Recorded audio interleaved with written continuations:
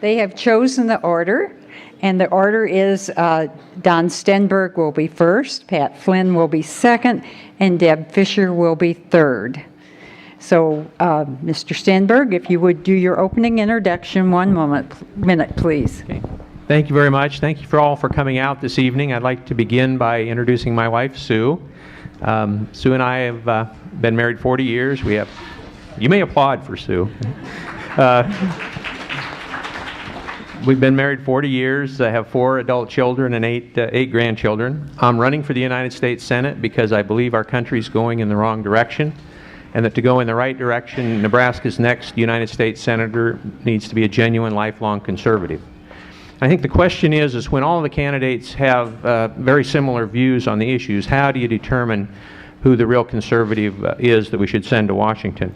And I believe that you do that by looking at the candidates' records over their lifetime. And it's pretty hard for most people to take the time to carefully examine that, but there are some organizations that have. One is the Senate Conservatives Fund, another's Freedom Works, and another is Club for Growth. They are all looking for people who support less regulation, less federal spending, and less government in general. They have all endorsed me for the United States Senate, and I would invite you to join them. Thank you.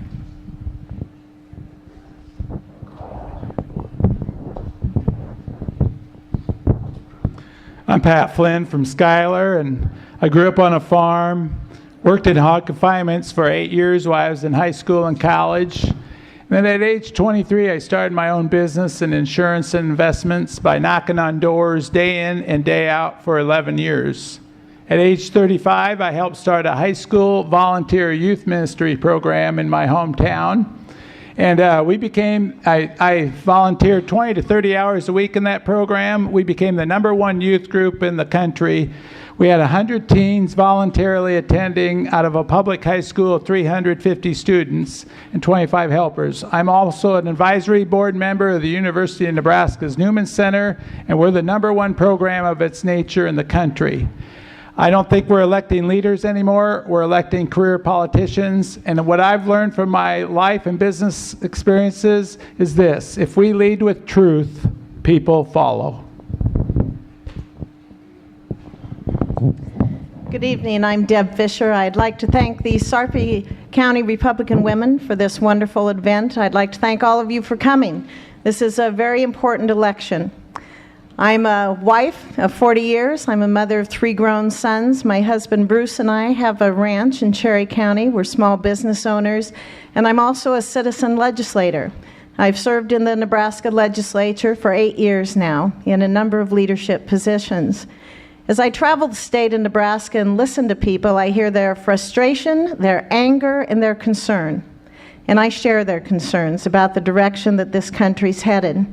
When I ran for the legislature, I promised my constituents that I would roll up my sleeves and work hard for them, and I have. I've helped to pass the largest tax relief package in the history of the state of Nebraska. I was very privileged this morning to stand with Governor Heineman as he signed another tax relief package that we worked on this year.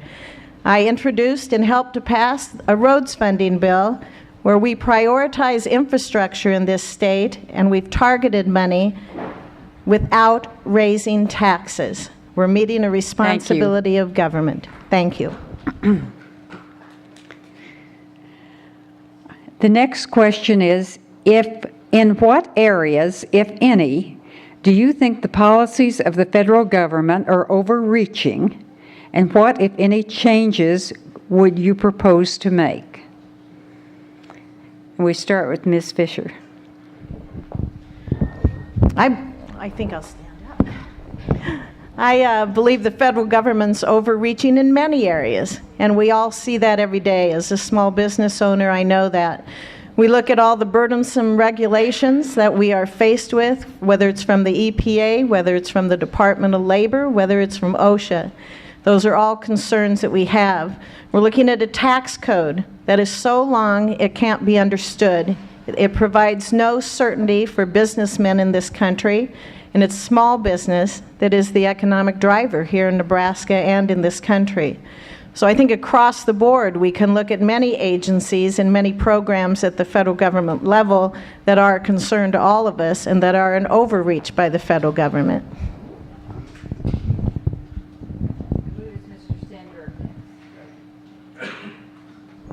Yeah, it's pretty hard to identify all of the federal overreach in just 1 minute, but we have way too much federal regulation. They're telling us what kinds of light bulbs that we have to use. They're telling us what we have to put in our preschoolers' lunches.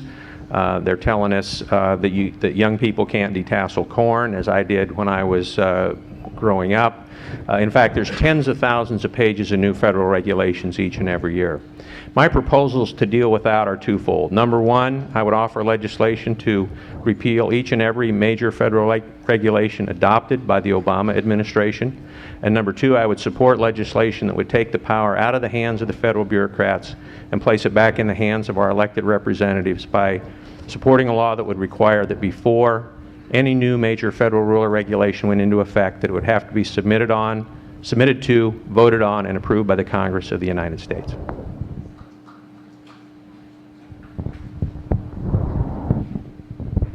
I'm a conservative Republican, and really from 2000 to 2006, the Republicans had the presidency, the Senate, and the House.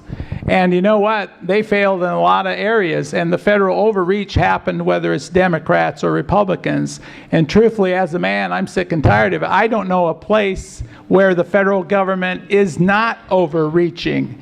And really, the only way we're going to get through this is by going to the people getting energized, and start backing our leaders, elected representatives, up against the wall and say, we are the term limiters, the people. And so that's my challenge to America. I'm really saying this is about leadership, and really there is not one area that there's not a federal overreach from the federal government.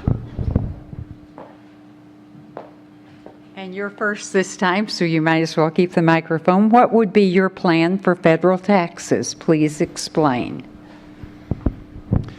Well, number one, I'm for the fair tax, which is a consumption tax, a sales tax, and that abolishes the IRS, which as far as I'm concerned is unconstitutional. That was a bad deal in 1913 when it came around. And so what that does is that would just unleash America's business beyond. It gets rid of the corporate tax, which right now we're the highest in the world, gets rid of the income tax, the payroll tax, the estate tax. It would do more for America than about anything around as far as business is concerned. And so that's what I'm for, and the people of America are starting to get there, and really that's the only way we're going to get real revenue in this country and real business in this country.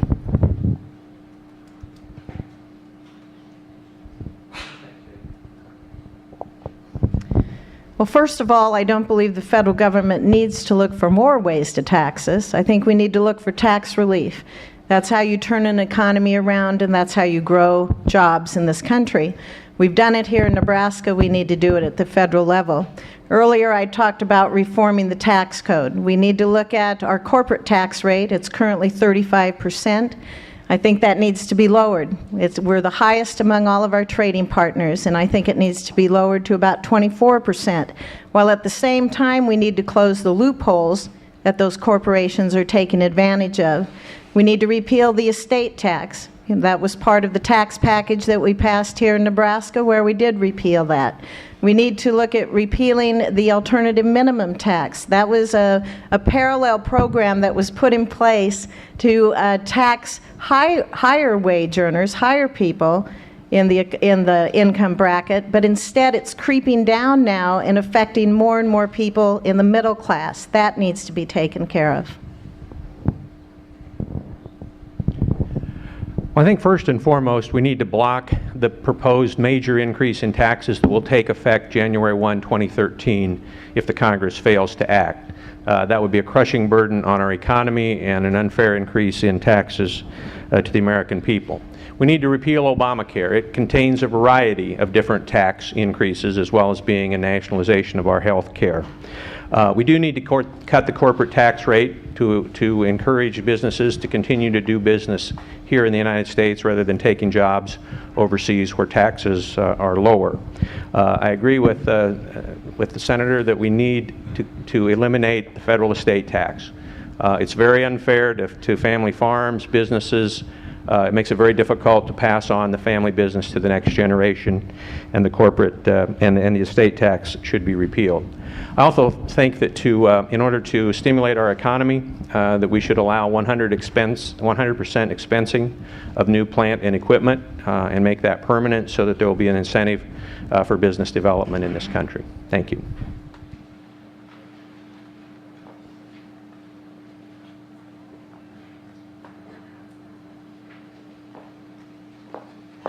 We have a question about constitutional amendments.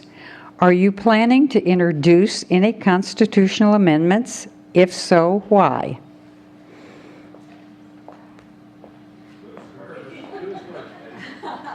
Let's see, you were last this time, so I believe you are first.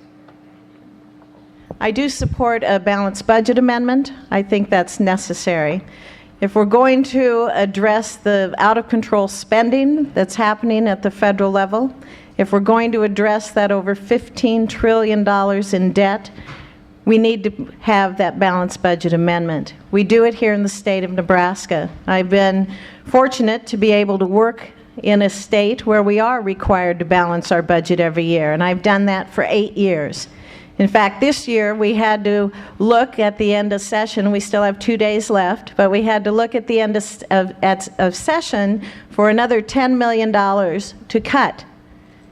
That's not always easy, but we came together, we worked on it, and we were able to cut another $10 million in order to balance our budget. And we better do that in Washington as well.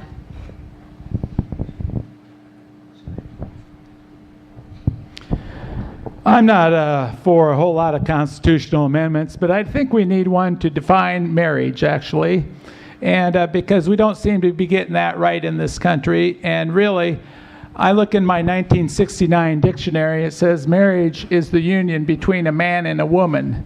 And if we don't get that right in this country, we don't have a basis for living in a constitutional society, because morality will not be there. And we can obviously see what happens when morality isn't there. So I would be for a constitutional amendment on that, and I would consider an amendment to define when a baby is actually born, and that's at conception.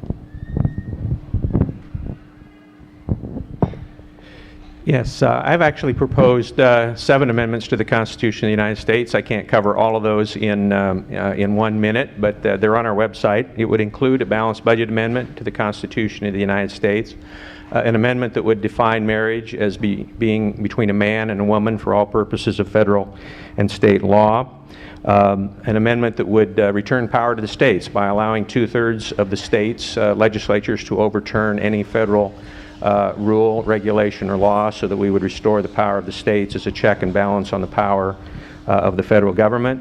I propose an amendment that would overturn Roe versus Wade and return that issue to the hands of our elected representatives. And I've supported an amendment and proposed an amendment that would protect the American flag. The American flag is a symbol of our nation, and I believe is deserving of constitutional protection. Thank you.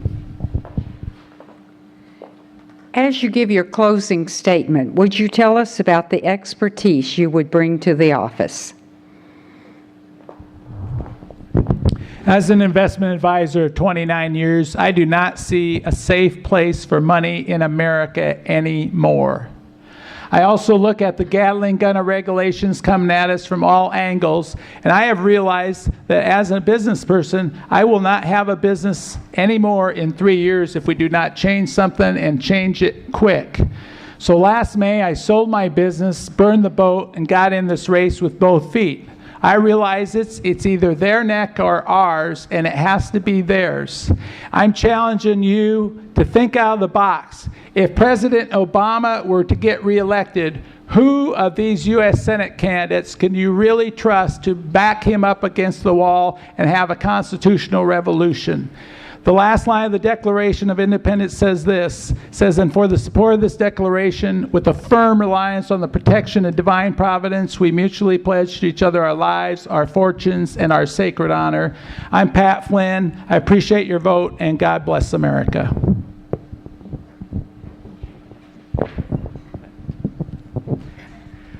Well, in terms of expertise, since one of the major issues is cutting federal spending, I would point out that as a state treasurer, I cut my budget by 13%, and as your attorney general, I operated that office on the third smallest budget in the United States. Nebraska's next United States Senator needs to be someone who will offer bold solutions to our nation's problems, someone that we can trust, someone who's a true conservative, not a pretend conservative, someone who is committed to fundamental values, who is not a flip-flopper on important issues. We need a senator whose record matches his conservative rhetoric. We need a senator who's a full-time senator and who is committed to public service and not to becoming wealthy while serving in public office.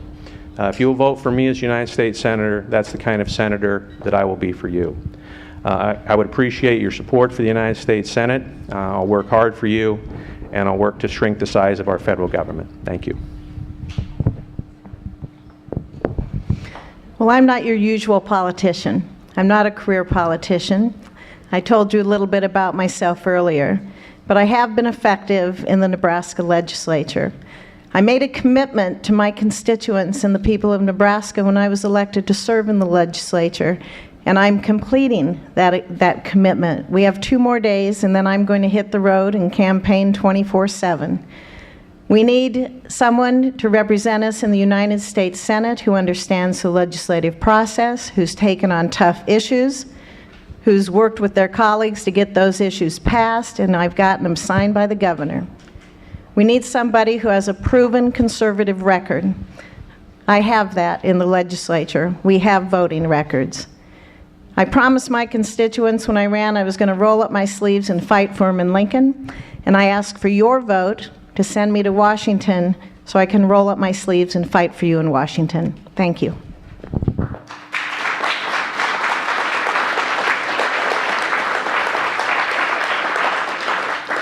We want to thank these people and all the candidates who are willing to put themselves out and take the time to run for office.